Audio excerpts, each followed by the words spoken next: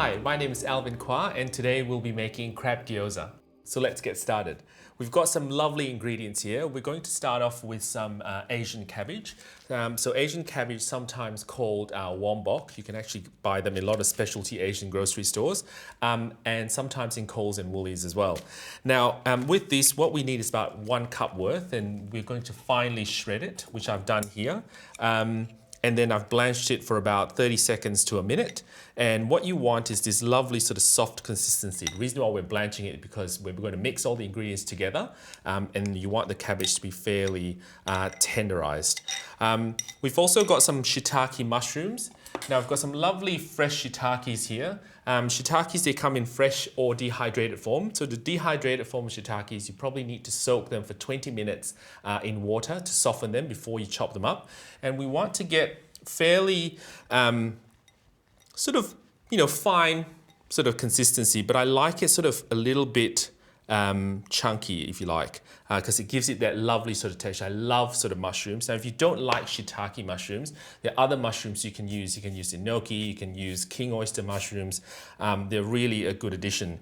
Now, the main ingredient, of course, is a crab. Now, you've got some pre-prepared crab meat, which you can get from a lot of your grocery superstores now.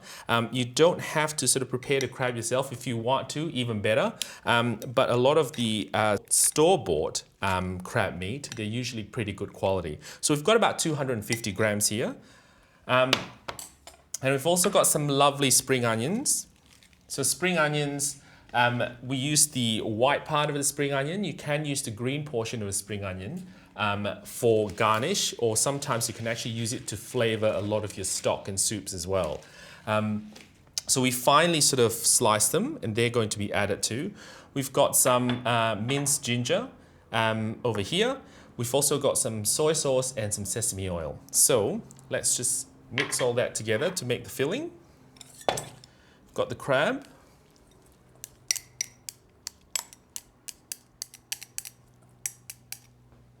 Got the mushrooms.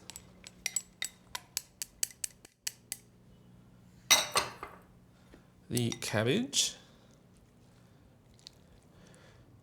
You can modify this recipe if you like. You don't have to use Asian cabbage if you don't want to. You can just use normal lettuce if you like. Savoy cabbages, that's fine, but always remember to sort of blanch them first. Got some ginger. Now ginger is great because it gives it a lovely sort of bite. And if you are allergic to seafood, if you don't like crab, you can use other forms of protein. You can use pork, you can use chicken, you can use duck. And if you're a vegetarian, you can actually add more variety of mushrooms. You can add tofu as well, some water chestnuts. That's always great for crunch. We'll mix that together. I love the smell of ginger. You can really smell it here. We've got the spring onions that we'll add. Now we'll add the sauces. So the sesame oil. It's a very aromatic oil.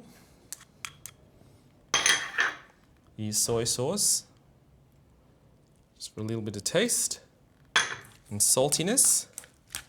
And that is the filling done.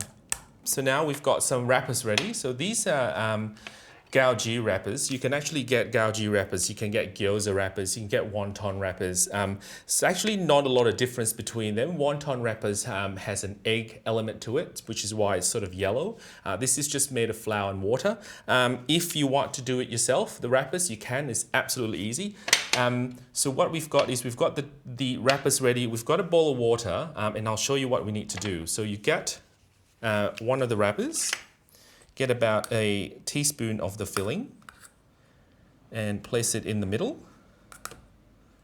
And it's always important not to overfill your gyozas because they tend to sort of split and you don't want that. So just dip your index finger in a bit of water and then just run it along one side of the circle and just pinch it gently to seal the gyoza. Now, that's fine. It's absolutely fine. But if you want to sort of create a bit of a pattern, you can give it a bit of a pinch and a curl. It's a little bit pretty. So the gyozas have been filled and now we're ready to pan fry them. So we've got some rice bran oil here. Now you can use any oil you like. I like rice bran oil because it's neutrally flavored. You can use peanut oil, you can use vegetable oil. I very rarely use olive oil for Asian cooking because I find they clash with a lot of the Asian flavors. But if you want to use olive oil, that's absolutely fine too. Put some oil in for frying. It's about a tablespoon. Swish that around. Make sure it's nice and warmed up before we put the gyozas in. So now we're ready, and we're just going to place the gyozas in there, and we're not going to flip them over. So what we're going to do is get them really nice and browned, and then we're going to tip some water in there and then just cover it, so make sure it steams it and cooks the remaining gyoza.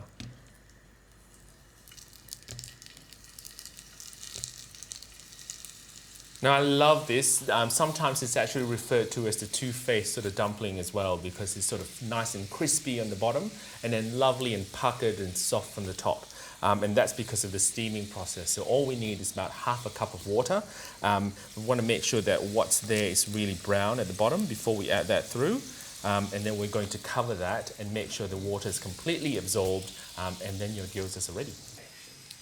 So that's nice and brown at the bottom, you can see it, or smell it at least. So we're going to add the water in, it's going to sizzle a bit. We're going to cover that. Let the rest of the steaming process cook the gyoza. And then we're ready to eat it.